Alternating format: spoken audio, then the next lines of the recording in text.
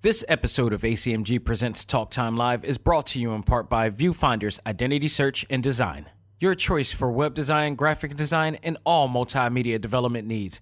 Visit VFISAD.com and let us bring your vision to reality. Hey, what's up, everybody? This is Mike Moe from Street Fighter Assassin's Fist. You are listening to A.C.M.G. Presents Talk Time Live.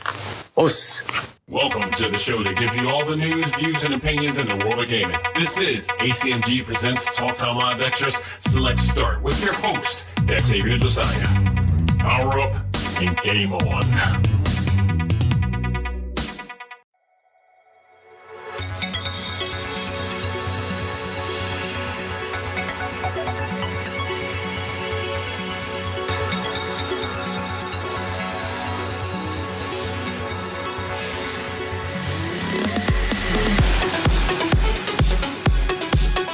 Ladies and gentlemen, welcome back. This is A.C.M.G. Presents Talk Time Live Extra Select Start. I am your host, Xavier Josiah.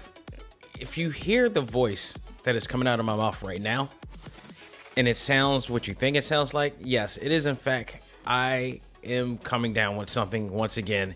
But of course, I love this show so much, and I'm not going to stay away from it at all. So I am able enough to be able to do the show, but my voice is starting to get a little bit of shot, so forgive me if I sound a little bit congested or nasally, but we're going to get through this. We're going to get it popping, so I'm not even going to stress it out, but I am happy to be here to talk about all things gaming on this episode. At the top of the show, which is our final stage segment, we are going to kind of do a compare and contrast. This is not exactly a review, but I decided, as I mentioned last week, that we were going to talk about Thornbreaker in comparison to Puzzle and Dragon, in comparison to Puzzle Quest, the remaster version, because I love puzzle games. I love really cool puzzle games, and these recent ones with RPG elements, I really enjoy. Puzzle Quest was one of the first to really do what it did, and now everybody else is following from that. They recently did a remaster of it. Just basically, it's just a new coat of paint that they put over it. Everything else is virtually the same, which is a great thing because you don't want to mess up that type of masterpiece that they created. And then we got Puzzle and Dragon, which has been out and tried to follow on a landscape of Puzzle Quest. And then we have Thornbreaker, which is like a spinoff to The Witcher 3 in a sense, and it plays Gwent. And why that is being compared to these two, because there's some elements of Thornbreaker that was taken from Puzzle Quest, and I want to give like I said, a little bit of compare and contrast to those to see which one is more fun, if in fact one is more fun than the other. I honestly should put Super Dragon Ball Heroes in this mix too, because there is some elements of that in there as well, but I've already reviewed that. You know how I feel. That game is awesome. I want to put that in a pedestal to this, but I'll be doing that at the top of the hour. But we do have some news, some heartbreaking news in some cases in the world of gaming. There's some great news in the world of gaming. There's some really weird news. So we're going to get down to it. But before I do that, I was just watching. Oh, before I even do that, I want to just let people know I normally don't have my phone in when I do recording for this show. So this is a rare occasion. And the reason being is that I am expecting a FedEx package that can come at any freaking time of the day, and hopefully they will abide by my sign I have in front of my building, stating to call me to let me know that this package is coming in, and I'll let you guys know what exactly that is before anybody else. And I've mentioned that I do Peloton, and I'm leading into what is called the Century Club. So to me, this is a game. This is a video game in itself, but you know, once you hit the Century Club, which is like if you hit 100 rides, you're supposed to make a big deal out of it. It is a big deal in the Peloton community, and people go all out to celebrate. They have 100 balloons or whatever in their houses and all the stuff. First of all, the demographic of a Peloton owner ranges from where level my wife and I are at, which is like kind of, I guess, say working class to upper middle class. We're kind of transitioning to that, to the oh my god, you own this much land type of people. So but it's affordable for everybody. But once you're in a community, it could be a very positive experience and people will support you and everything. And I dig that. I decided to do something that I believe nobody else has done and I haven't seen it yet. And I created, with my love for wrestling, I created a wrestling title celebrating my 100th ride. It's not an easy thing to do. They are very hard. It's hard to have the mindset to get on that bike and keep going. I've been in the best shape ever, and I hate to sound like I'm endorsing this because I'm not getting paid for this, but I have been in the best shape I've ever been in all winters that I've experienced now. And normally I don't get a chance to work out heavily during the wintertime. I have through this, and it's been very motivational. So I, in tribute and honor of that and the community, I designed a really cool belt, which I will be letting people see on social media very soon as it comes out here, comes today. So I'm waiting for that. So if you hear any rumbling or whatever like that, that's me jetting out. There may be somewhat of an edit in this episode in the midst of this. Hopefully it won't. Hopefully I can get through this episode and it come like directly afterwards. But we will see. Just want to give you guys a heads up. Speaking of wrestling, and I always love when I can segue wrestling into this show. I was watching AEW Dynamite yesterday, which a lot of you guys are wrestling fans on this show, so I really love the fact that I can do this. But AEW Dynamite came on, and there was a sign in the ramp area. Somebody had a sign out in the ramp area. It was two signs, one to advertise a website, which I forgot, and another one that stuck out more than anything to me, said as Cody Rhodes was coming out to the ring to get his lashes or whatever. Very good, very, very, very, very good segment, by the way. There was a sign out that a guy had, and it said, "Make a new Aki wrestling game," and it had the old Aki logo on there because there's Sin Sophia now. But every gamer who's ever played anything that Aki's created, from NWO versus the World to WrestleMania 2000, No Mercy, of course, is one of the most beloved wrestling games of all time. It's synonymous with the Aki logo. That logo has been slapped on and been loved by many fans, myself included. So there are talks that, as you know, AEW is coming out with a game. There still is no confirmation. There's nothing concrete saying that they are working with Sin Sophia, formerly Aki. There's none, but we're hoping for it. They are keeping it, very quiet right now. So here's to you. Honestly, I want Aki to be able to bring out a game again.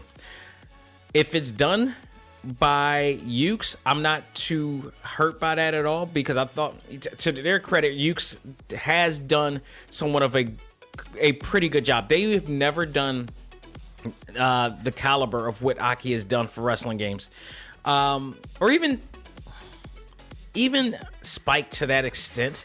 But it's like the most solid in-game engine that you could do for pro wrestling to this day. So I mean, I'm not really mad at all of what they are doing. They did pretty well for UFC too. UFC 3 Undisputed to me is still one of the best MMA games I've played. I liked what EA has done to some extent, but it's still, to me, UFC 3 Undisputed was the absolute best. And that a lot of that had to do with them putting in the Pride mode and allowing you to fight in the Pride arena and having Pride rules. And Pride, if you're not an MMA fan, Pride rules means that you can do soccer kicks to the head on the ground, which is, in hindsight, in today's industry, and with what we know now, that would never happen. They will absolutely prohibit that from happening due to the concussions and all this stuff. But you were able to do that, and it was brutal. Absolutely. Watching Wanderlei Silva kick you in a soccer kick you on the ground is the most brutal thing in his Vale Tudo style. It is very brutal, but I love that game because of that. And it had all the legendary figures in MMA, past and present, including the Gracies and Sakuraba and all the stuff. It was just awesome. Absolutely awesome. But again, would not mind seeing Ukes do their thing on air, because I think they evolved much to what people try to deny. They have evolved a bit. They're not perfect, but they've evolved majorly. So But at the end of the day, we all want the Aki engine back. That is for sure, and brought into a new generation.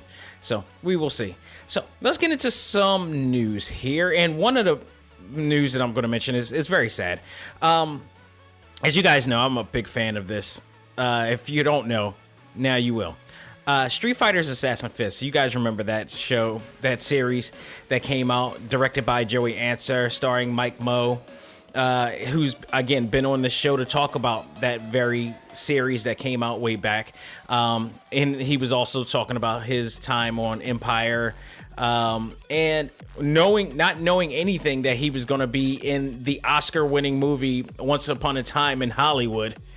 That's tremendous, and I congratulate him still to this day for that. That is just awesome. And I looked at that. I went to go see that movie in full support of Mike Moe because he was generous enough and kind enough to be on the show to talk about that. And you can always listen to that interview on Talk Time Live exclusive, on the exclusive page at talktimelive.com. It's a great interview that we had on there. So I really enjoyed his time. It was awesome. And but now I think he's at a state or scale like it's Entertainment Weekly. It's all that, he's up there, and deservingly so. It is absolutely deservingly so. So it'll probably, I would be surprised if it'd be harder to actually get in touch with him nowadays, because he's now more in demand than ever. But a very good dude, a very good and humble dude. I really appreciate his time, and he deserves, kicking Brad Pitt's ass. And in some cases, getting his ass kicked by Brad Pitt on there. But I digress. He played Ryu on there, and the series was critically acclaimed. And this all led back to when Joey Answer put in his own money to produce what he believed was a fan-made, rendition of Street Fighter, because the story with him is that he was very tired of seeing, bad works like The Legend of Chun-Li, which was horrible. Dating back to the live action Street Fighter with Jean-Claude Van Damme. And he decided to put his own money and say, like, this is the way it should be done. And people loved it. And it went viral. It went extremely viral back then. So much so that Capcom caught wind of it. They decided to wanted to hire him to create Street Fighter Assassin's Fist. It was actually sponsored by Honda. They were just sponsoring for this, so this was awesome right here. You can also see it on Funimation now. They have it on there. You can watch it anytime. Awesome. Everything about that series was awesome. It was literally the definitive version of a live-action Street Fighter. Like, that's the template right there that everybody should be following if there is ever going to be a future series or movie coming out. Now, back in 2014, I went to San Diego Comic-Con for the first time, and I attended the Street Fighter panel that starred all of those guys. And that's when I first met Joey and Mike and everything. And that's how it led to this.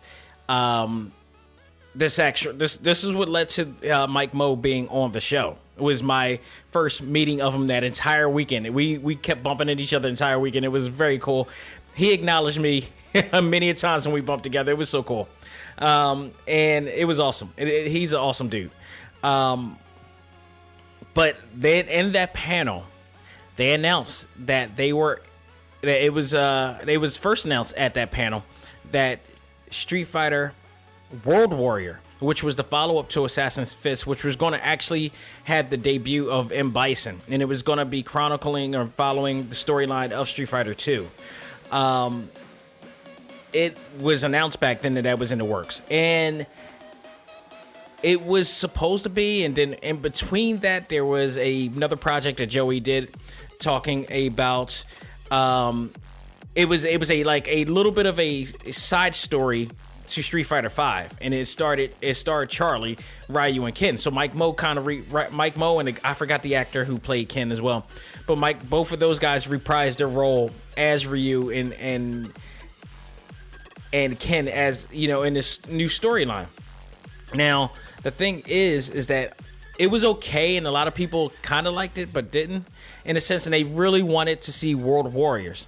And as what was understood from the interview I had with Mike, that that was a really quick production of that and stuff like that. I actually liked it. I think I liked the time and production and passion that they put into World Warriors better.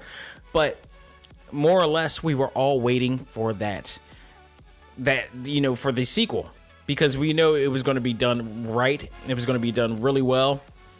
And, it would have been really cool to see. Now, with all that said, we got the unfortunate news from Joey on the official Street Fighter Assassin's Fist Facebook page, telling the details of why Street Fighter 2 World Warriors will not see the light of day. It's been closed for production. In the letter, he also talks about the behind the scenes of what went down as far as production and the complications that went along with it, including how much the tight budget they had, which was, he said, about $2.5 million to make that film and make the series that they did. And not only that, trying to get contracts and people to come together and whatnot, it just wasn't able to happen. And remember, this was 2014. It is now 2020. We're 6 years ahead. And you could tell after a while there probably was some complications. A lot of times it's money based. A lot of times it's contractual based. I mean, this is what happens, and I think a lot of people take for granted what goes into all of this productions, even what goes on here. And I talk about this all the time, and this is possibly the reason why I have guests on the show, to go behind the curtain of what really goes on and what these guys go through, these actors, and how much they really get, these royalty checks and all this stuff that they really get. If you heard any of the interviews that I have, they get real with you. And as fun as it is, and it is hard, and as hard working that they are, a lot of times there's some realities that you will have to meet when going in there. So just sitting down on a couch and just assuming what's going on is not going to do it. You got to hear it from the horse's mouth, and that's why Talk Time Live exists, for situations like that. So he does go on to talk about that although this is not going to happen, he still has a great and what he phrases fantastic relationship with Capcom, and there could be possibilities of working with him again sometime in the future for other projects. It's just right now, it's just not going to happen, unfortunately. I kind of thought that was the case because it was just taking too long after a while. Mike Moe is just, his career is skyrocketing from this point, and the more opportunities that he's getting, the less chance he will be able to do that movie or the series, whatever, unless you're guaranteed locked. And now Mike has an agent and all that stuff, and I mean, if he's working with Mike Moe and Quentin Tarantino and everything, man, and he's getting high praise from those guys, it's going to be harder and harder to get him back to do something unless like he's really, really open and tight to be able to have that obligation to do so. He also is working in his own school, and I'm not saying that that's the reason why it's not happening. I'm just saying there's an abundance of things that may have, led to this situation. And of course, financial support is also possibly a big deal as well. But in essence, to say that, like, it's hard. It's hard to get this stuff out. I would love to have Joey on the show to talk about that in detail. And I'm not sure what's going on in his mind right now, as he had to write that very endearing long letter thanking all of us, in which he did. He graciously thanked all of the fans for our patience and support on the great journey. I can tell you this right now. I thank Joey. I thank Mike. I thank the entire cast and everybody, Yoshinori Ono and everybody that has actually put effort into what many believe is the best live action Street Fighter experience that we've ever had. And if all else, if he can't do it again, you can't take away from what he's done with Street Fighter Assassin's Fist. That is absolutely a milestone that he's done for the gaming industry, for the gaming community, for the FCG, or the FGC, for that matter, the fighting game community especially. I don't think he should walk away with his head down at all. That man is doing a lot of other things going on in his world. He has a lot of other commitments as well. He also has his own projects, but I think that he was trying his best to get out there, and lo and behold, it just wasn't meant to be. But doesn't. At least he was able to do it. At least one, and made it successful. As successful as he could possibly make it. It was awesome. It's still awesome. Again, like I said, if you want to check it out, if you don't have the DVD, you can buy the Blu-ray. You can buy it digitally to support this.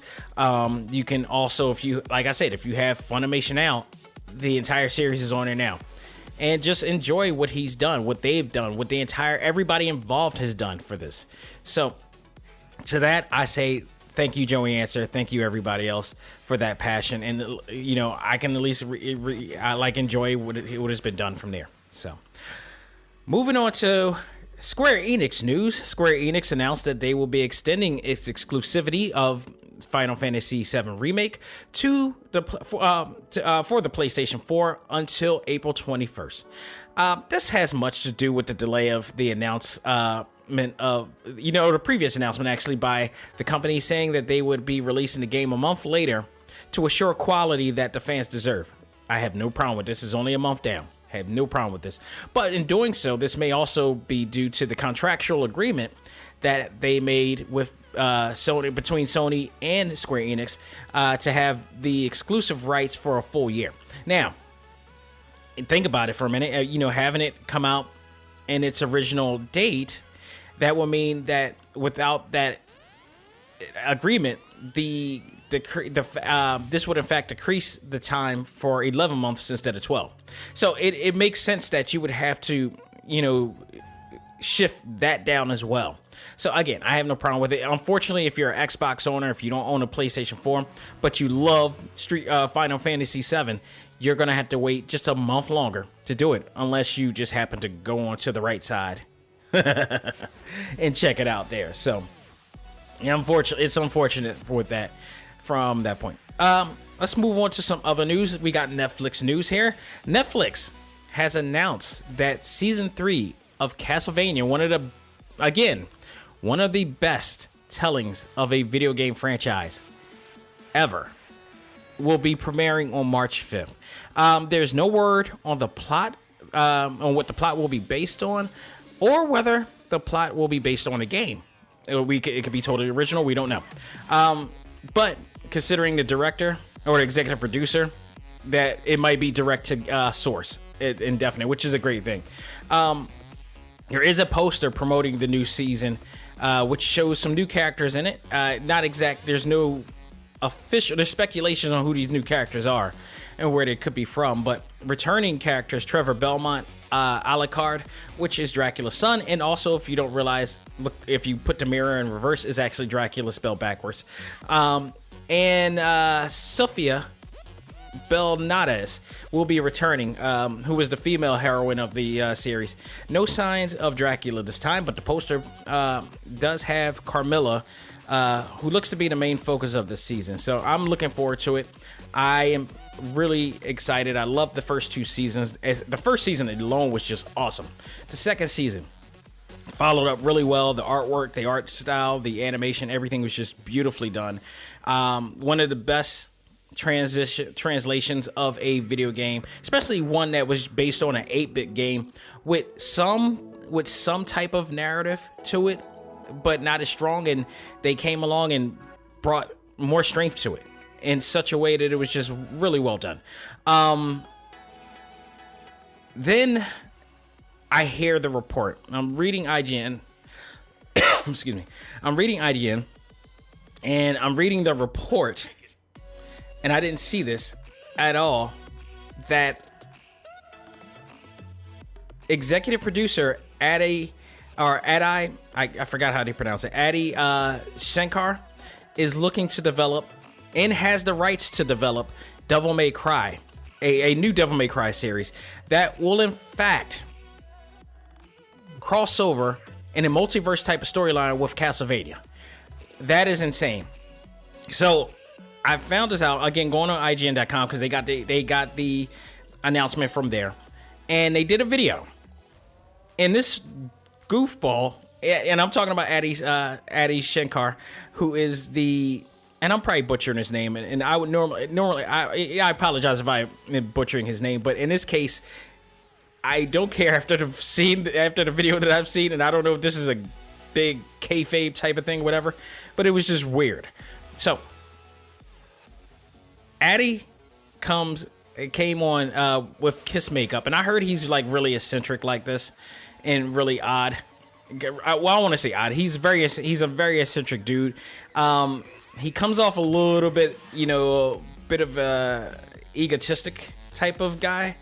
It's really weird, but he came on IGN, spoke to the person interviewing him, and she was asking him questions, but he was coming off with weird responses, almost like he was in some type of a wrestling gimmick. He was in character, and it was kind of corny, in my opinion.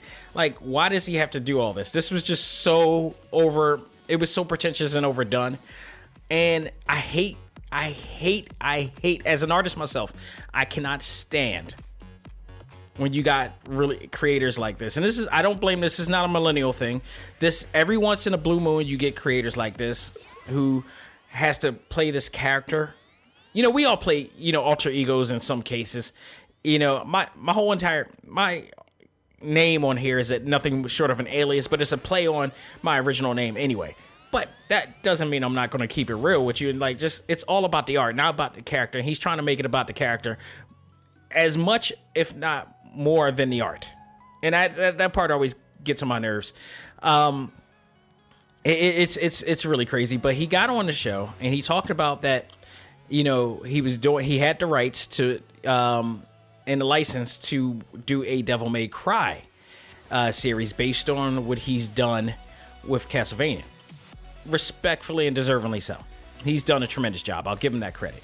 But then he goes on to announce that there's going to be a crossover between Castlevania and Devil May Cry. Now, you got to just remember, Castlevania is Konami and Devil May Cry is Capcom. So they're merging these worlds together, apparently. So once he does that, he does something really weird and stupid. And it says, that's all I'm going to say about that. And his whole deal was so like pro wrestling heavy. It was very WWE, kayfabe heavy and cartoony and corny. I'm like, this is a dude, like, I would slap the hell out of him. I'm sorry, I just gotta say, it's like, dude, you don't have to be like this. You don't have to act like this. This is totally stupid. Why can't you just act? And part of me is like, maybe this was just some sort of a agreed upon act between him and IGN. And if that was the case, it was a failed attempt on both. If it wasn't, I feel really bad for the interviewer and what she had to go through, because that was just stupid and embarrassing in some cases, not on her part, but on his part. It just didn't. If it was an attempt to do something crazy, it was a failed attempt, in my opinion. He came off a little bit douchey in a sense, arrogant, pretentious, and self-involved. And to me, it just didn't have to be. Like, you can be an artist and still create like this, but don't have to. And even worse, there's a part of him that reminds me of somebody that I know in the industry that I've distanced myself from because of that type of weird aura around him. And it was just so out of pocket. It was just so out of pocket. So, I mean, whatever that was, it was. But I guess the great news that came out of it was the fact that we're getting a crossover between Devil May Cry and Castlevania coming to Netflix. I'm assuming coming to Netflix soon, or whatever it is coming from. But that situation was just so, it kind of took away, it really actually to me took away from the actual news. It took away from the news. All he had to do was just be, and the fact that he came in with Kiss face paint makeup, that to me was just, it was so extra. It was just so unneeded extra, you know. It reminded me, his whole entire antics, his character reminded me of, and I forgot the dude's name too, because I tend not to care about him as much either. The creator, and you guys will know, and you guys will correct me on this, the creator of Dead or Alive and Ninja Gaiden. You guys know who I'm talking about, and you know how much of a arrogant fool that guy is as well. You know, it's like he took Michael Bay to an extent and just, you know, it was on acid. You know, and he's the reason why that, you know, they stopped messing with him and just said, screw it. Took the franchise away from him and did their own thing. But it really, I hate when I see creators an artist go that extra route. This is why I kind of don't kick with Kanye anymore. You know, I know he's like into religion and all that stuff, but I'm sorry, I'll listen to old Kanye, because to me, I think of Kanye as a multiverse type of thing. I feel like somebody abducted Earth 1 Kanye and switched us up with Earth 2 Kanye, and this version of Kanye is just doing all types of really flipped off things, or saying dumb things, or aligning himself with certain people. That's the way I'm taking it. So I'll listen to Earth 1 Kanye mix, which is right up to probably, Dark Fantasy or whatever that album was with Monster on there, and then after that it's just like, all right, whatever. It's just like that's when things just started going all awry with him. But this is one of those same cases. Whenever you get an artist like this and they just want to do eccentric and crazy things, it's like now you're taking yourself away from the art that you're creating, and you're focusing on it being more you than the art. And he needs to calm the hell down. It's like, seriously, that's just my opinion. If some people like it, that's on them, but I just think it's just dumb. It's just really stupid. So moving on, and I believe this might be the last bit of news I have before we go on to our final stage segment. And yes, it is. Platinum Games is looking to bring back the remastered Wonderful 101. Atsushi Inaba and Hideki Kamiya, who created the original one, have decided to put together a Kickstarter campaign which brings the game to current consoles. The original game debuted it on 2013 on Nintendo's failed. I was going to be nice to say unsuccessful, but this was one of their rare failures, which was the Wii U console. Which was unfortunate, because I heard it was a pretty good console, but I think it was just bad timing with that. But the original game debuted exclusively on that system in 2013. While the game was highly praised for its playability, and Platinum Games is no joke. I mean, it had nothing to do with them. I think it was more to do with the lack of interest on the Wii U, and they had the rights to do it. And unfortunately, it just didn't work out. Platinum Games made it back with their future games from that point, so it is not a love lost there. But the game it had a really big cult following, so much so that they decided to try to remaster this now. The gameplay had gamers rely on the Wii U's gamepad, which had a touch screen on it, to create symbols in the gameplay. Now, I never played this game because I never had the desire to get a Wii U myself. I kind of did and I didn't. But I already had a Wii, and I was like, all right, I don't really need that extra. So, I think it was just bad timing on them. But we got the Switch, and that's all that matters, and, that's much better. With the controls that you have for the Wii U here, you can also use the analog stick to make these symbols and, the control scheme as well. With the game planning to come out for the Switch, PC, and PlayStation 4, you got to expect some new optimizations in the control scheme for that. The studio said that there will be no changes to the main story itself, but it is said to have some type of new content that will take shape as the game, possibly with some possible extra modes.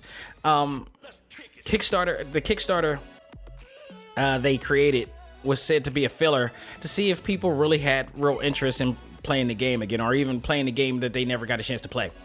IGN.com now reports with an update that said that the Kickstarter has surpassed the $1 million goal. So it is guaranteed that the game will see the light of day and production will soon begin, if it hasn't already. Platinum Games also went on Twitter to thank the 130,000 plus backers on this. So I've heard so much about this game, and I am in fact looking forward to playing this game because it looked really cool when it was out. But it just was never something that, because of the Wii U, it's like I don't find myself playing. A lot of people also wanted to play this game, but now we will be able to get a chance to play. So I'm looking forward to it. Platinum Games is indeed one of my favorite companies out there. I mean, like possibly even more than Bandai Namco to some extent with what they do with the anime titles. But Astro Chains, what is it? What's the other one? Teenage Mutant Ninja Turtles was great.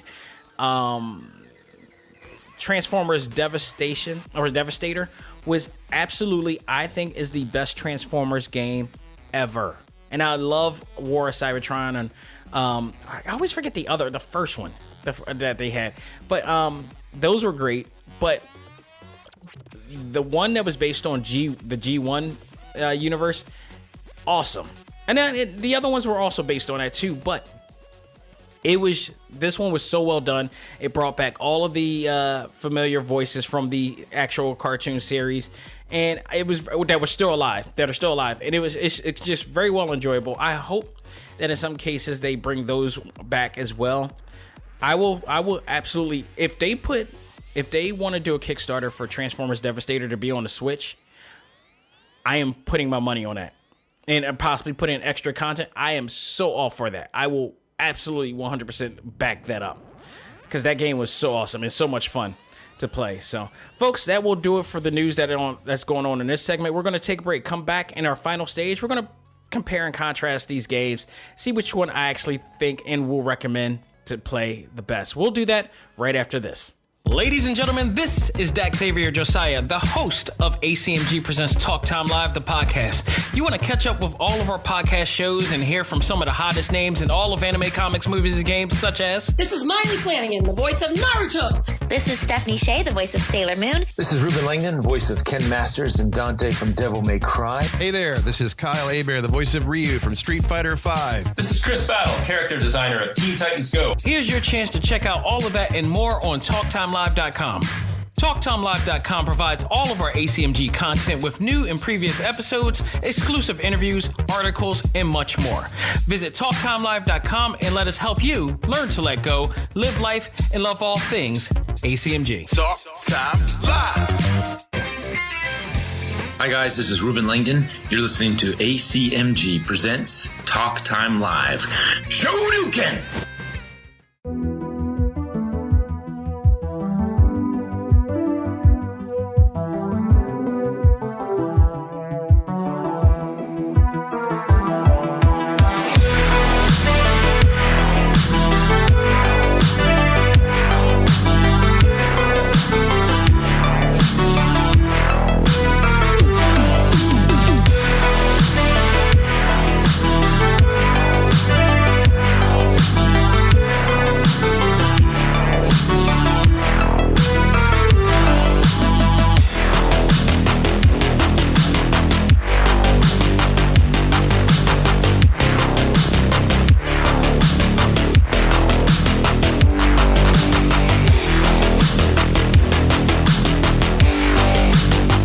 We are back with our final stage segment, and just want to compare and contrast 3 different games. But before I do that, I got my Nintendo Switch with me right now, and I am looking out. One of the biggest enjoyments about the Nintendo Switch, I can't speak for all of you. Maybe you do have the same fun that I have with this, but some of the biggest fun I have is looking at what's coming soon. And because the library always changes whenever other dates release and they go into the new release, the coming soon also shifts too. So there are always games that are in the making that hasn't even been announced yet. And a lot of them are indie games too. Some of them are indie games or remasters. And I also look at the Japanese account as well to see what's coming out. Because a lot of times if it comes out there, more than likely it's coming out here. Now, one thing I want to take note is that Persona 5 is coming out with a Dynasty Warriors like one that we mentioned. It's being advertised on the Japanese eShop, but not yet. I mean, for this month too, and not yet on the American or the US one. It could be that it will be announced on our version pretty soon, or it could be that it's going to be out for a later date. I hope that it does mean that we will be getting it, because I absolutely am interested in playing a Persona 5 Dynasty Warrior like game. Whenever a RPG gets a Dynasty Warrior like game, I'm all for it, because it's a lot easier for me to play. Even though I would love the characters and the story and the narrative to it, I don't necessarily like the gameplay, especially if it's turn-based RPG. It's just, I hate the idea of you just standing there waiting to be hit and for you to wait to hit somebody back. It's just that part. I like real-time battles. So this is one of those things that I would love. But upon looking at the coming soon section here, one of the things that stuck by me real quick, and that is that Arc System Works is once again, February, this month is going to be a great month for for actual for game releases, because at least for the Nintendo Switch, you got Samurai Showdown, which is coming out on the 25th at the end of the month. You got Devil May Cry that's coming out right before that. The Devil May Cry 3, which is being remastered, and there's going to be some changes to that as well. But then you also got, if for fighting game fans, you got Under Night in Birth, which is a beautiful looking fighter from Axis Games that is coming out as well. But just released and announced today, aside from Puyo Puyo 2, which actually I might actually get into as well, Double Dragon and Kunio-Kan Retro Battle. Let me see what this is. Retro. It's called Double Dragon and Kunio-Kan Retro Brawler Bundle. What this is basically is just an abundance of games from Arc System Works, because remember they own the rights to the Kunio-Kan series. So within this, they have up to 15 Kunio-Kan titles, all of which is from the Famicom system, not the Super Famicom system, because they're more in there as well. And 11 of which has not been ever released in the United States, in North America. And I know because I have some of those games on my Retro Pi. So this is awesome that they're coming out with these games. They also, let me see, I'll let you know the titles real quick.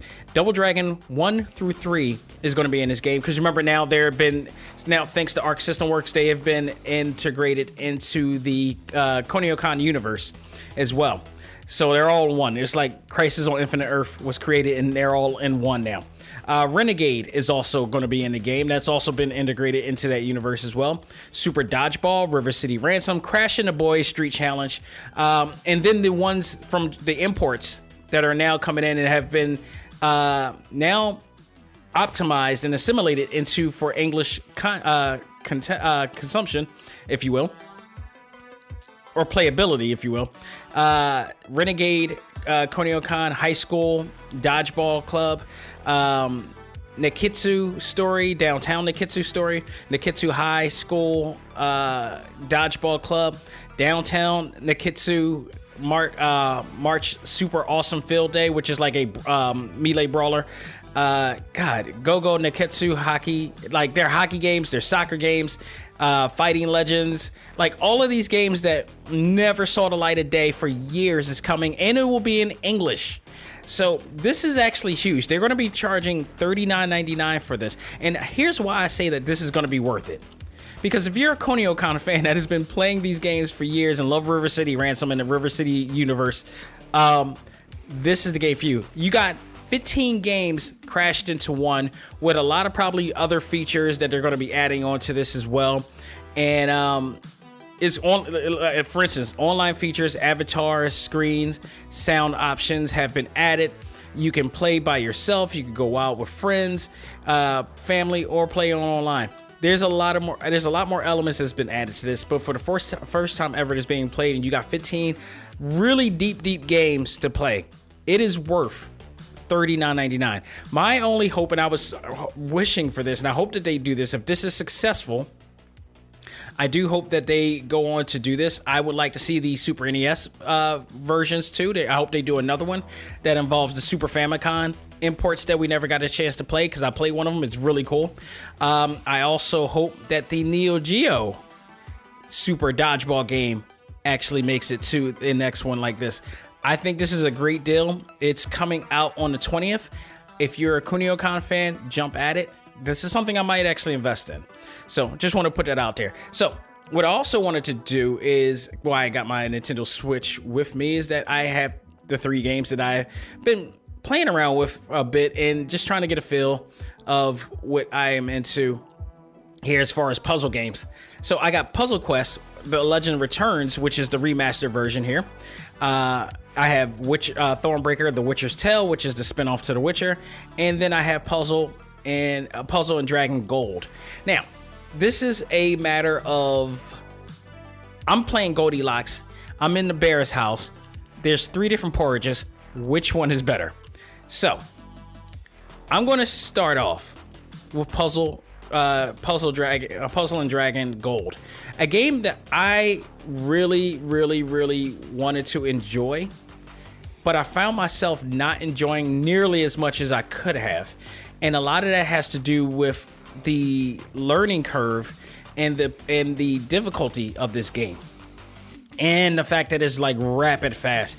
There is no give. There is no room for error. Like, you have to get things right, and it takes a while. It's not an easy getting and play game. I know my brother-in-law used to love playing this game for the mobile when it was on mobile. I tried getting into it. I just couldn't. But the way that they have this game, and I thought it was going to be like Puzzle and Dragon, and have this. I mean, like Puzzle Quest, and have this really methodical way of doing it. Yeah, you can't really get into it like this. You got to think extremely quick when doing this. And if, again, there is no difficulty level in this game at all. They only have battle, story, monster, and Puzzle Dragon Academy, which is your tutorial.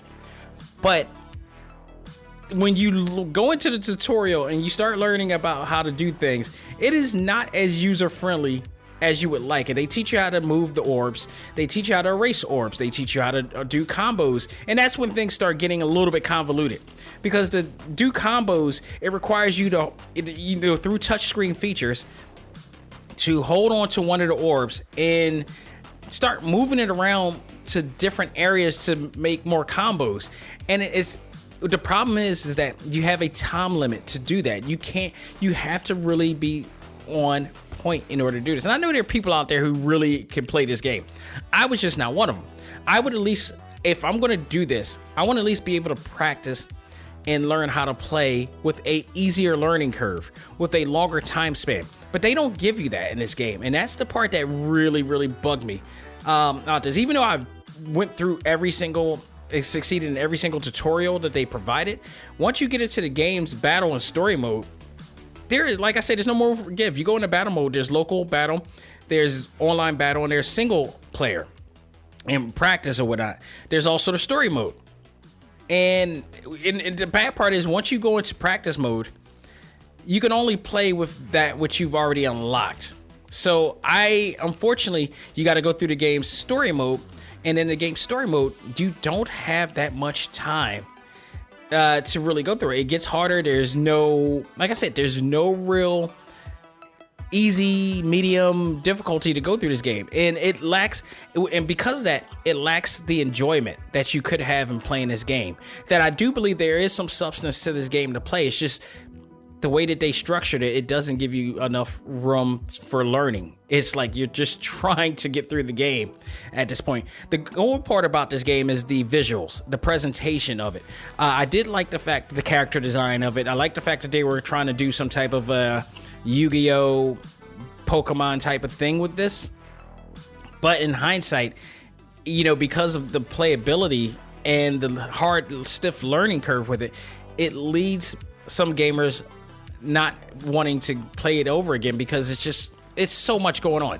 And once you select your characters that you got to battle with, that gives you extra abilities while playing in that road. You got like 2-3 rounds that you're going to be playing against, which you can only play those characters once, at least once, and then after a few plays you can play, they reactivate and you can play them again. So you really got to strategize on that, dude.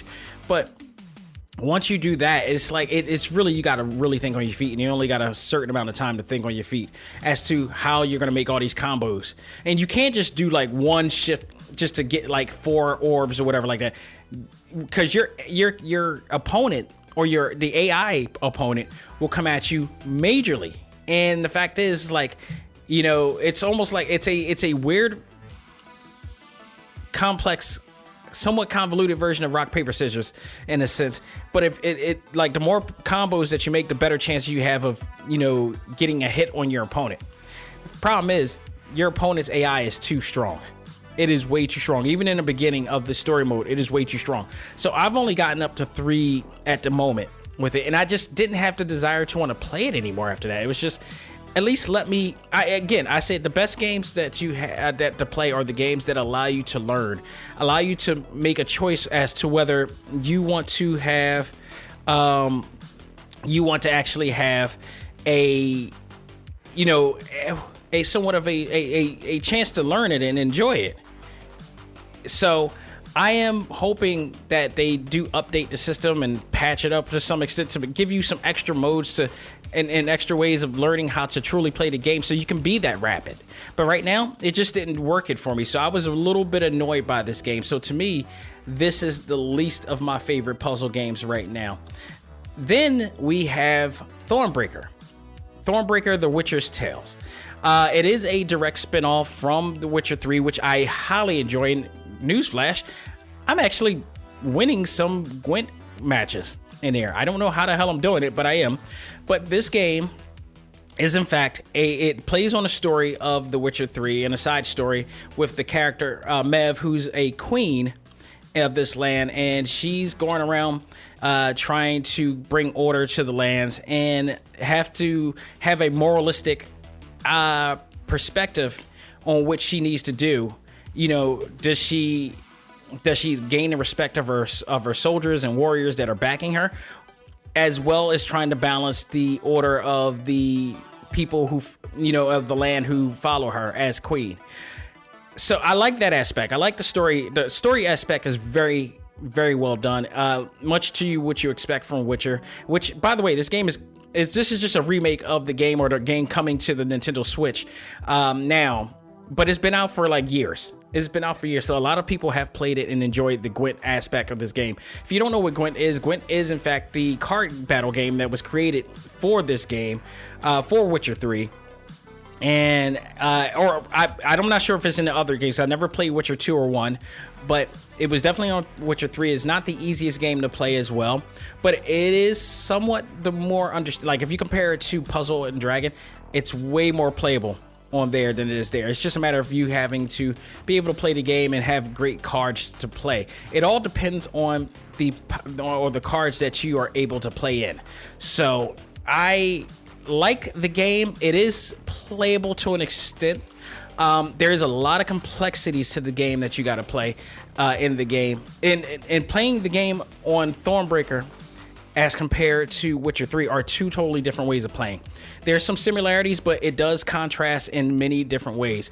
Like I said, the best part about playing this game is that even if you play through the game, even on its easier level, and you don't win, you can skip through that battle. If you can rather play that battle again and try to, get, strategize better. But if you don't have the right cards, you're going to get beat every time. So if you don't have the right cards at the moment, they allow you to skip through the battle and keep going through. And that means you can possibly play the game over again if they have new game, plus on there with better, more powerful cards the next time around. That is what Puzzle and Dragon needed for this. It desperately needed this.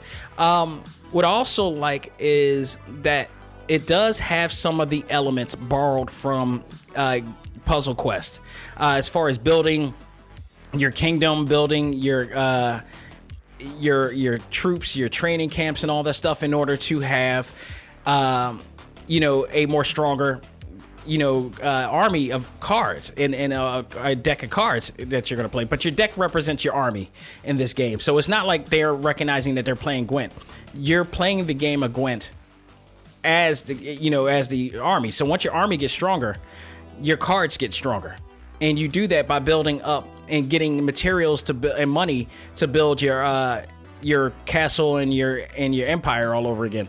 So once you do that, the cards get stronger and you become more powerful as you go along, so you can play over again and possibly go through the story. So there is parts of this that I am enjoying. It is not easy, but it's a better learning curve than Puzzle Dragon. And I love the story. I love the art direction. I love the open, the map area that they've created for this game. The level of detail and character design is really well done.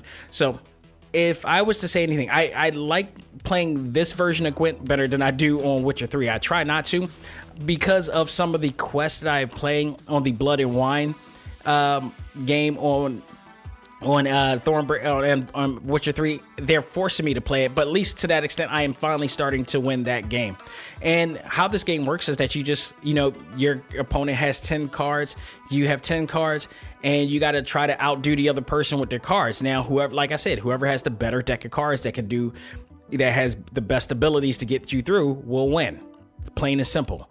Sometimes the opponent's cards or your cards, you can have a card that'll allow you to extend playability in the game, which then allows you to get more points. And whoever has the most points, that's when it comes down to. When you have more overwhelming points, you choose to stop playing the game and allow the other person to win that round, and so you can win the other round. So you it's a really it's complex, but it's not impossible to play. Not like it does with Puzzle Dragon Gold.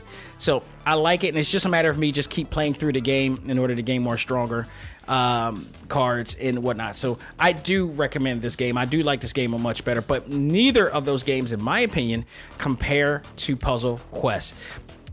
I feel like when you compare and contrast these two games that I just talked about compared to Puzzle Quest, because Puzzle Quest came out first, if I'm correct. This is Puzzle Quest.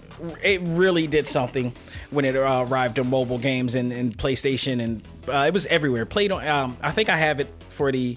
I had it for the 3DS. I had it for Nintendo PSP, or no, it was more or less. I had it for the Vita, and I also had it for the mobile game. It's that damn good because they use. I think they were the first one to have a Tetris-like puzzle game, but really brought in a strong RPG element to it, but also making it very fun and easy to understand and play. And it's the one thing that both of these games are lacking as much as that. I think Thornbreaker is a better storytelling process, but when it comes to the playability between the three games, Puzzle Quest beats them wholeheartedly. I believe that Thornbreaker has used Puzzle Quest as sort of a template for what they've done, but the formula that Puzzle Quest has done to make the game much more fun to play is just not there. And if they did, it would be so much more like, if I had the story element, I would have used Dragon Ball Super, Dragon Ball Heroes, Super Dragon Ball Heroes World Missions, and that gameplay to do what they did with Thornbreaker in a sense. But Gwent is a very strategic way of playing. Again, it's just a matter of like, you need to have stronger characters. That's it. But I think Super Dragon Ball Heroes, as far as card battle games is concerned, is the much more fun game to play. Thornbreaker can be fun once you start getting more powerful games. Puzzle and Dragon Gold has potential, but it just needs a lot more substance and continuity to make it that much more enjoyable. I feel like it's something I want to enjoy, but it won't allow me to enjoy it.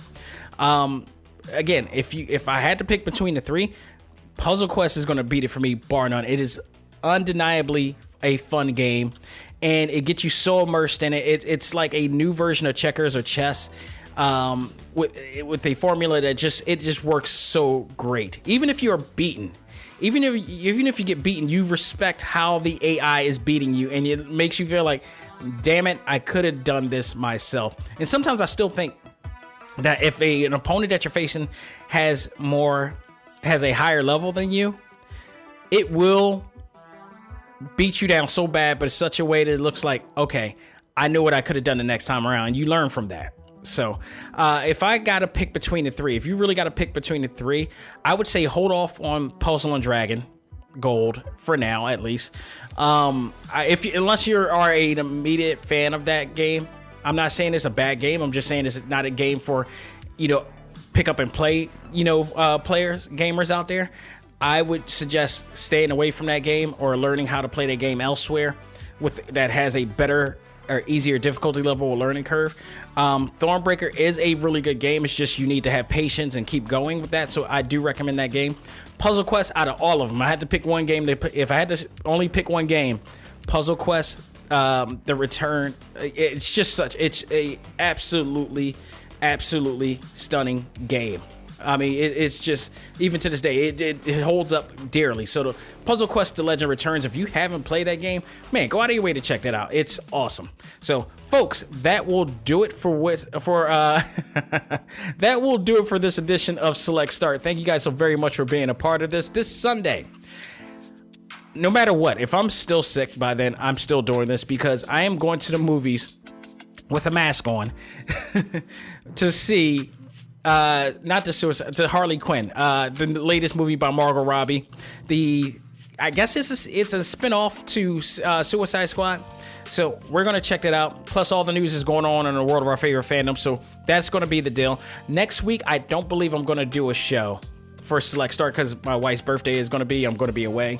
And we're going to be spending time together and celebrating that. So that's going to be. But I think next week, Sonic the Hedgehog is coming out. So I absolutely will be doing a show for that as well. So stay tuned for all of that and much, much more. Thank you guys again for listening to the show.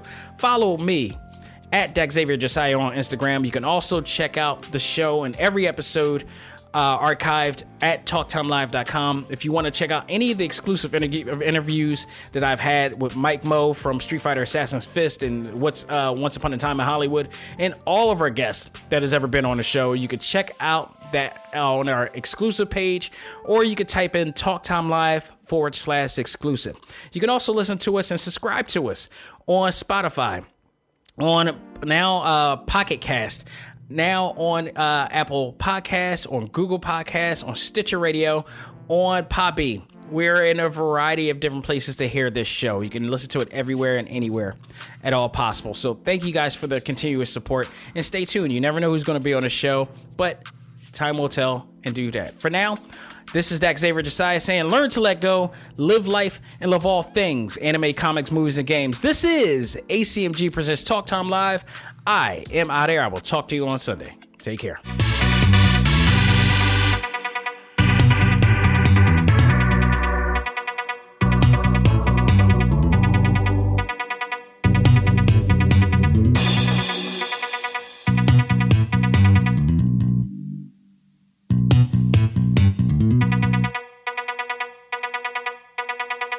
Music for this episode is provided by Game Chops. Check out these great chiptune tracks and more at music.gamechops.com.